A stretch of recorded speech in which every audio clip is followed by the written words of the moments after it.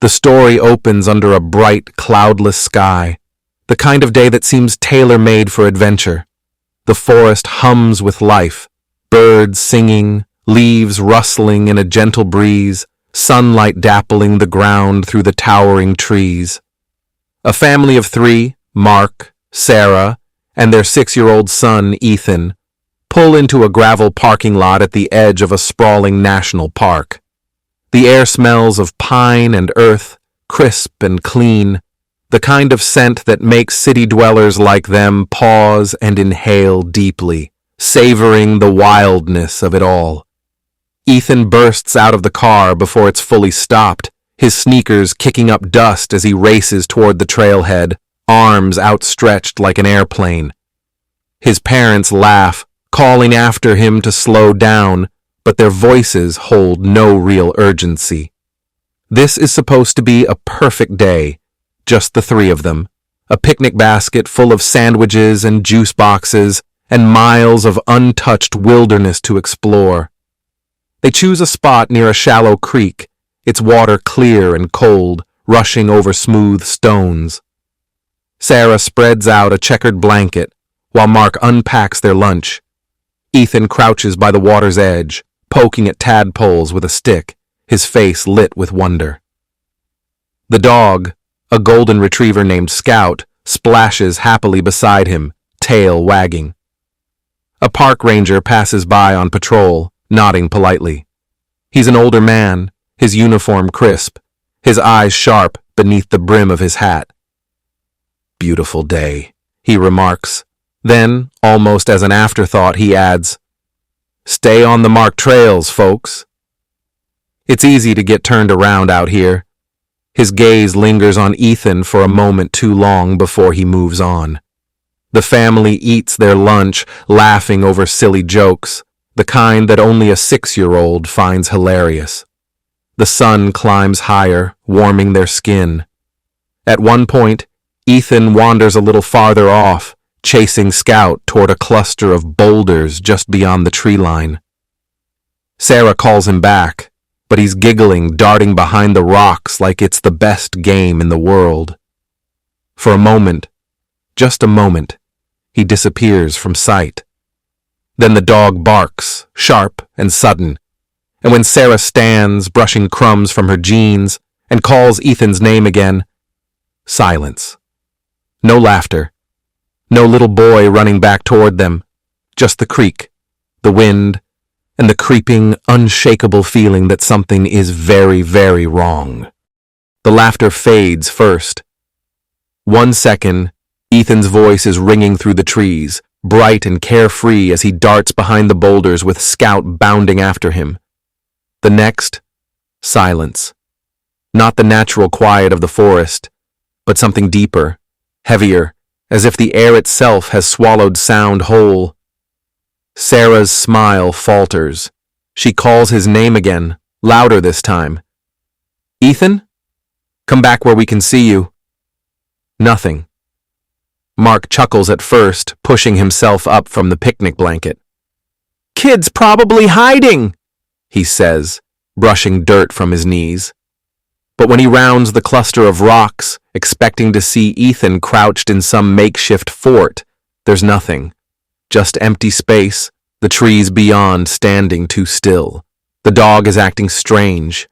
Scout lingers at the edge of the tree line, ears pinned back, a low whine building in his throat. He won't go further, won't step into the shadows between the pines, as if something unseen is holding him back. Sarah's pulse kicks up. She calls again, sharper now. "Ethan, this isn't funny." Still no answer. They fan out, moving quickly, scanning the ground for footprints, listening for any sign of him. But the forest gives nothing back. No rustle of movement, no giggle from a hiding spot. Just that awful, watchful silence. Then Sarah sees it. Ethan's toy, a small plastic dinosaur he'd been clutching all morning, sits perfectly upright on a flat stone near the tree line. Not dropped, not tossed aside in play. Placed, as if someone had set it there deliberately. That's when the dread takes root. Mark is already pulling out his phone, dialing 911 with fingers that aren't quite steady. Sarah's breath comes too fast, her mind racing through impossible explanations. He was just here. He couldn't have gone far. He wouldn't just wander off. But the woods stretch endlessly around them, suddenly unfamiliar. The sunlight doesn't seem to reach as deep between the branches anymore, and Scout won't stop staring into the trees. The forest is no longer a place of beauty. What began as a frantic parental search, calling Ethan's name until their voices grew hoarse, crashing through underbrush with desperate, clumsy urgency, has now become something official, something real. The first park ranger arrives within 20 minutes, radio crackling at his hip, his expression shifting from professional calm to something tighter as he takes in the parents' faces. More vehicles pull up soon after, sheriff's deputies, search and rescue volunteers, grim-faced men in windbreakers, unfolding maps across the hood of a truck. The air hums with tension and shouted orders. Search dogs strain at their leashes, noses pressed to the ground, to Ethan's discarded jacket, to the unnervingly precise spot where his footprint simply stop. The lead handler frowns as the dogs circle in agitation, whining. Helicopters thrum overhead, their rotors slicing through the gathering dusk. Thermal cameras sweep the terrain below, but the forest swallows the heat signatures whole. Radios spit static and clipped phrases, negative on the East Ridge. A hiker, a college kid with a GoPro strapped to his chest, insists he heard a child's laughter deep in the pines, far beyond where a 6-year-old could have wandered. The search teams swarm the area, but find nothing. No footprints, no broken branches, just an empty stretch of woods where the air feels thick, like wading through water. Sarah sits numbly in the back of an ambulance, a foil blanket draped over her shoulders, though she doesn't remember feeling cold. Mark paces nearby, his phone pressed to his ear, begging someone, anyone, for answers that don't come. And the dog, Scout, refuses to leave the trailhead. He lies with his muzzle on his paws, eyes fixed on the trees, letting out a low, mournful howl every so often, a sound that makes the volunteers exchange uneasy glances. Night falls, the search continues, but the woods give up no secrets. The night is no longer just dark, it feels alive. As the search pushes past midnight, the forest begins to rebel against the intrusion of flashlights and shouting voices. The air grows dense, resistant, as if the trees themselves are leaning in to watch. Volunteers report sudden drops in temperature, pockets of cold that slither down collars and raise gooseblesh on arms, even as the rest of the woods remain humid and close. Then the radios start to fail. At first, it's just interference, a burst of white noise between transmissions. But then a voice that doesn't belong, a child's whisper, barely audible beneath the static. "Help me." The deputy holding the receiver freezes, his face draining of color. When he keys the mic to respond, there's only silence. Seconds later, every radio in the search party erupts in unison with the same ghostly plea before cutting out completely. Flashlights flicker without explanation. Batteries, freshly replaced, die in minutes. A seasoned tracker swears he sees movement between the trees, a small figure darting just beyond the beam of his light. But when he runs forward, there's nothing.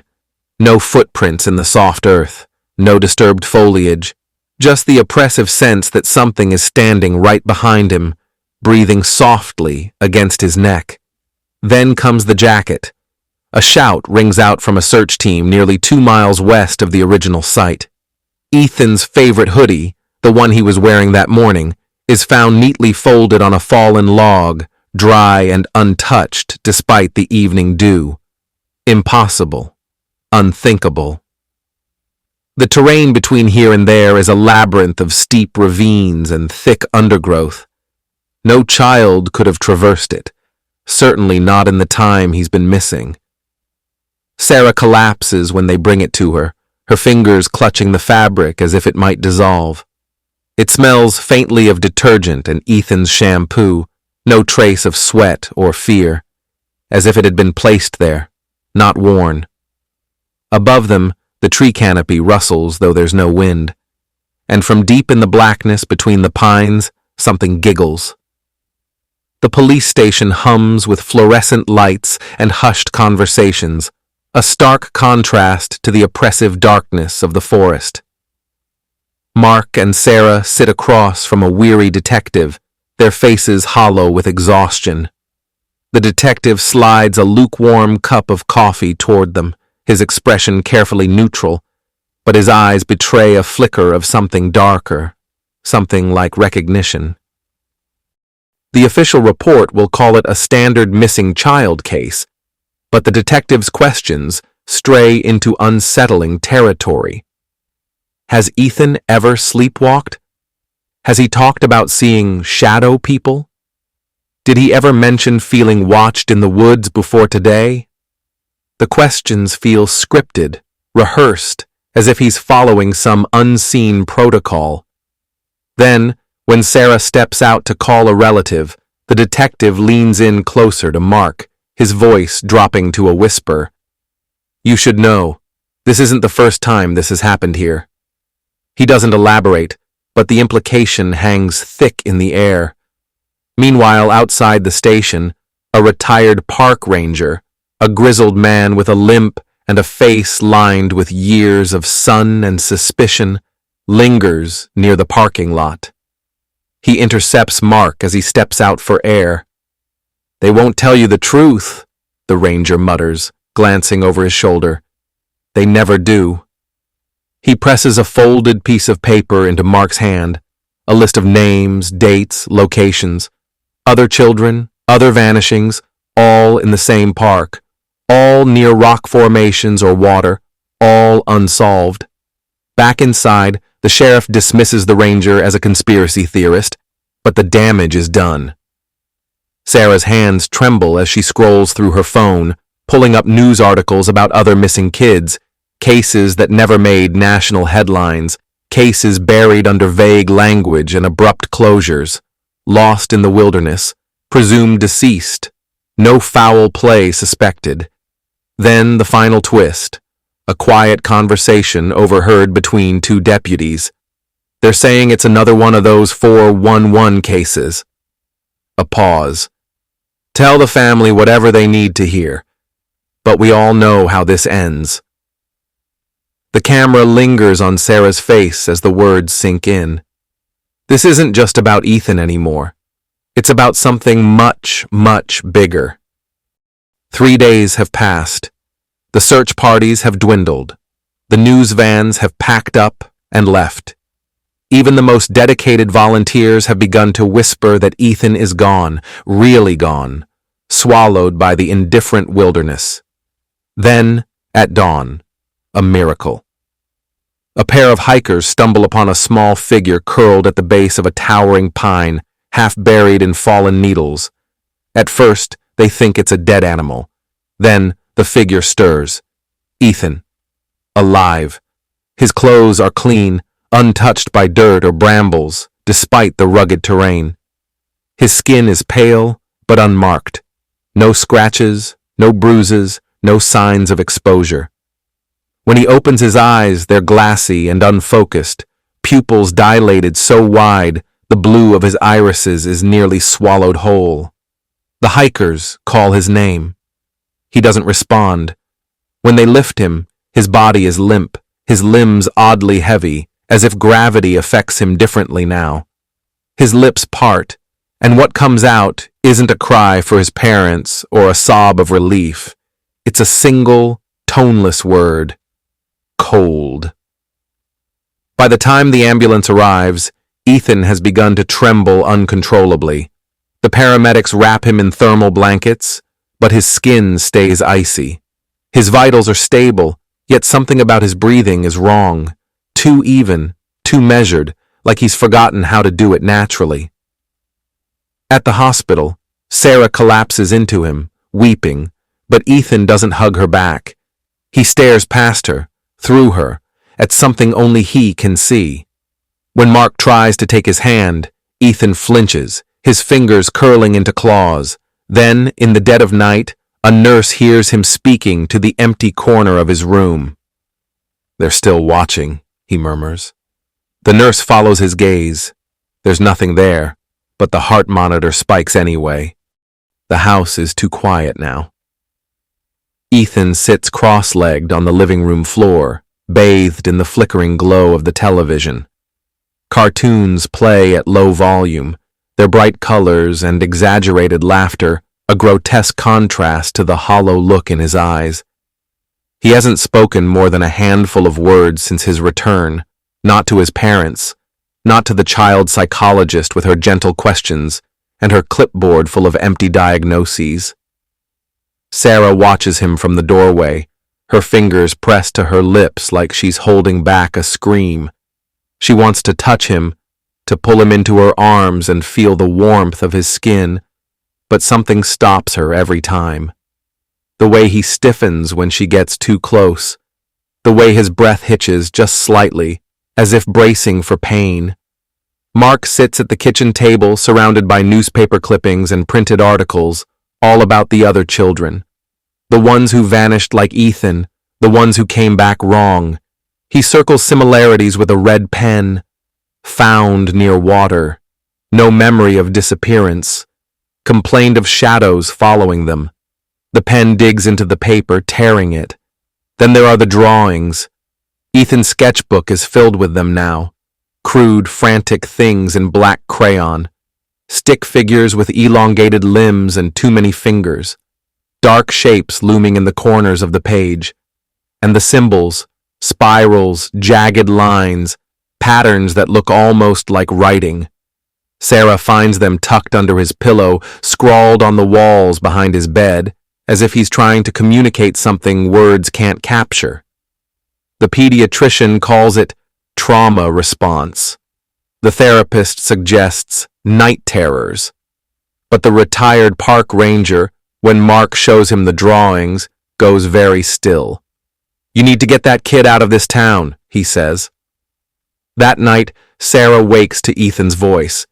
He's standing at his bedroom window, forehead pressed to the glass, whispering to the darkness outside. "I know," he says. "I remember." When she rushes to pull him away, the window is ice cold, and in the dirt below, just visible in the moonlight, are footprints. Too large to be a child's. Thanks for watching. If you enjoyed this video, hit that like button, subscribe, and ring the bell for more. Let me know your thoughts in the comments. I'd love to hear from you. See you in the next one. Bye for now.